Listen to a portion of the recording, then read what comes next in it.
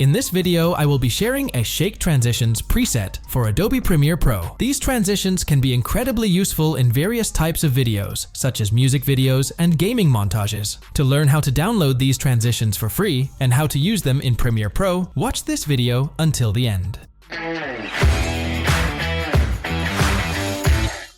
I have included a link to my website in the description from where you can download these Shake transitions. The cost is only $3, which is very reasonable. I would truly appreciate it if you paid that amount, but if you cannot, here is how you can get it for free. Click on the Add to Cart button, and at checkout, you will see a discount code option. Enter free Shake to get these Shake transitions for completely free. After downloading, you will receive a zip file. Extract the file to obtain the preset file that needs to be imported into Premiere Pro. To import the preset, navigate to the Effects tab and right-click. Select Import Preset and choose the preset file that was found in the zip file.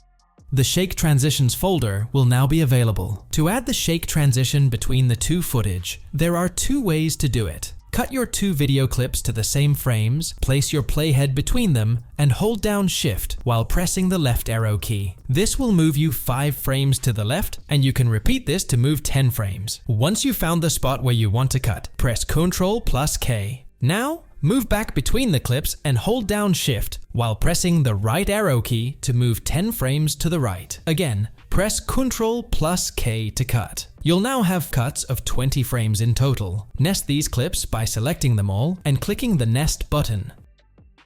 Drag and drop a transition onto the nested clip, and you can render the specific area for a better preview. If you want to customize the effects used to create these transitions, go to the Effects control.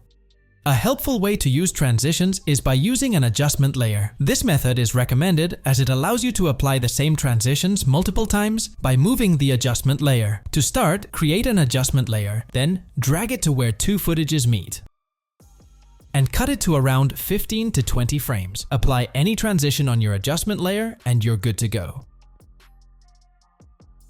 You can also make a copy of the adjustment layer and apply the same transition to multiple cuts. This will save you a lot of time without damaging your original footage. So that's all about this video. I hope you found it helpful. If you did, please consider subscribing to my channel and leave a comment if you have any questions regarding this tutorial. I'll see you in the next one.